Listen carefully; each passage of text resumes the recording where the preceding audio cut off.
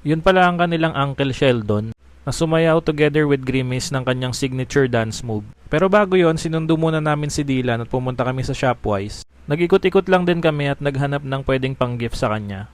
Habang nag-iikot kami, may kailangan pala kaming gawing transaction sa phone. Kaso pareho kaming lobat at walang dalang power bank. Nagkaroon pa ng technical issue kaya yan dito kami nag-charge sa motor. Wala na rin kasi silang mga charging station at power bank dito sa circuit.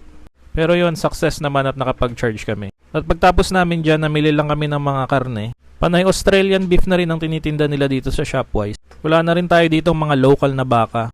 Kahit yung mga local na baka natin, nag-a-abroad na rin sila. At ito, bumili rin kami ng manok. Etong manok nila, meron pa ditong mga Pilipino na manok. Wala pa masyadong opportunity yung mga Pilipino na manok sa ibang bansa. At dumating din tong food warmer na gagamitin namin. Sakto din yung dating niya. Nung gabi napapunta na kami niyan sa McDo doon sa birthday ni Uncle Sheldon nila. Dito kami nakasakay ngayon kay Lolo June. Pagdating namin dyan, wala pang tao. Kala ko kami yung nauna, pero naunahan pala kami ni Kuya Guard. At yan ang kanyang mga pag-giveaways. Habang naghihintay yung mga bata, ayan, nagkanya-kanya muna silang mga laro. Nagpicture-picture na din kami habang wala pa masyadong mga tao. Siyempre, hindi rin mawawala ang mga takbuhan ng mga bata. Yan, nahuhuli pa si Dabin, 10K finisher.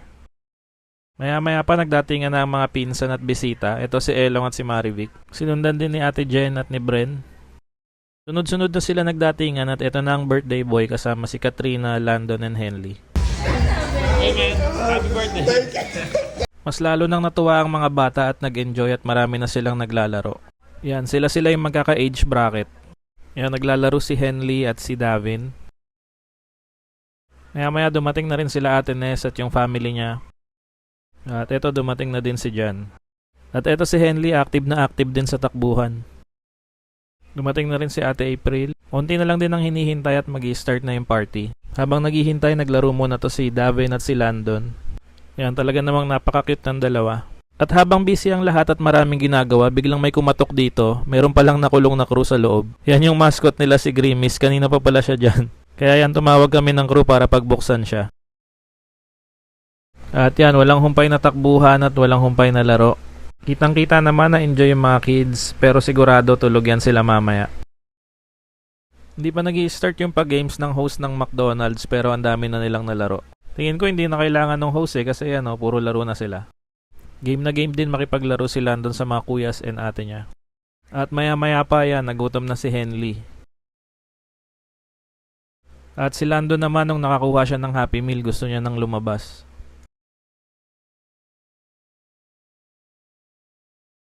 At yan, dumating na rin si Tita Ason, Tita Ruthie, James, Heaven at Tito Scott. At yan, kainan na at mag-i-start na rin ang party pagtapos ng kainan. Yan, kumakain na lahat at si Daben kumakain din mag-isa.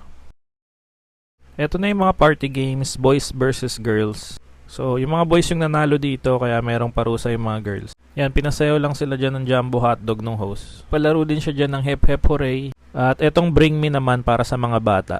At eto, nilabas na nila si Grimace. Eto yung lalaking nakulong kanina doon.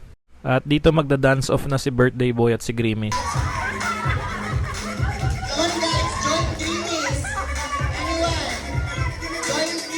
Yan, tawang-tawa naman si birthday boy. And to end the party, eto, magbublow na siya ng cake niya at magbe-birthday song para sa birthday boy. Happy birthday to you. Happy birthday to you. Happy birthday, happy birthday. Happy birthday to you. Lauren. Happy birthday to you. Happy birthday to you.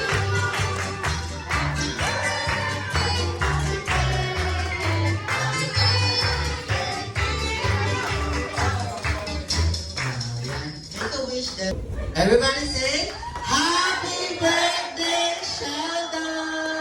Alright, it's now to picture time for me. Yun lang, and thank you Katrina and Sheldon and happy birthday. Enjoy naman ang mga kids and adults. And sa uulitin,